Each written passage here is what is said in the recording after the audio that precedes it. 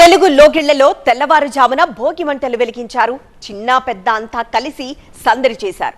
వివిధ ప్రాంతాల్లో రాజకీయ నాయకులు భోగి మంటలు వెలిగించారు. అధికార విపక్ష నేతలంతా భోగి సందర్భంగా మంటలు వేశారు. కేంద్ర మంత్రులు రామ్మోహన్ నాయుడు శ్రీకాకుళంలో, ఏలూరులో శ్రీనివాస్ వర్మ భోగి మంటలు వెలిగించారు. ఏపీ మంత్రులు నారాయణ నెల్లూరులో, సత్యకుమార్ సవిత అనంతపురంలో, పార్థసారథి భోగి మంటలు దగ్గర సందడి చేశారు. ఇక విశాఖ, విజయవాడ, తిరుపతి, కడప, ఏలూరు, కాకినాడ వివిధ ప్రాంతాల్లో జరుగుతున్న భోగి మంటల సందడిని ప్రస్తుతం మనం వివిధ బాక్సెస్ లో చూస్తున్నాం. ఫస్ట్ విశాఖ నుండి చూస్తున్నాం. విశాఖ బీచ్ రోడ్ లో పర్యావరణ హిత భోగి మంటలు నిర్వహించారు. గో ఆధారిత ప్రకృతి రైతుల సంఘం ఆధ్వర్యంలో వేడుకల్ని నిర్వహించారు.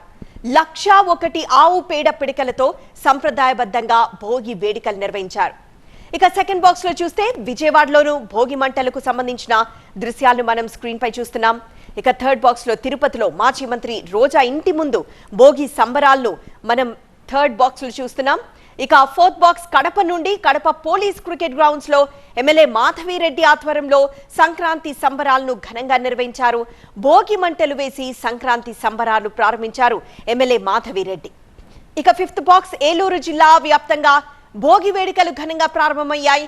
పెద్దామీరంలో భోగి వేడుకల్లో పాల్గొన్నారు డిప్యూటీ స్పీకర్ రఘురామకృష్ణరాజు, కేంద్ర మంత్రి శ్రీనివాస్ వర్మ.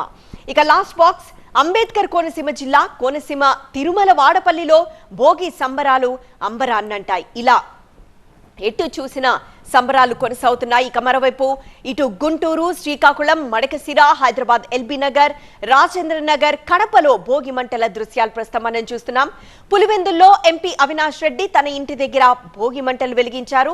ఇక మెడికల్ కాలేజీలను ప్రైవేటు పరం చేస్తూ ప్రభుత్వ జీవో కాపీలను భోగి మంటల్లో వేశారు ఎంపీ.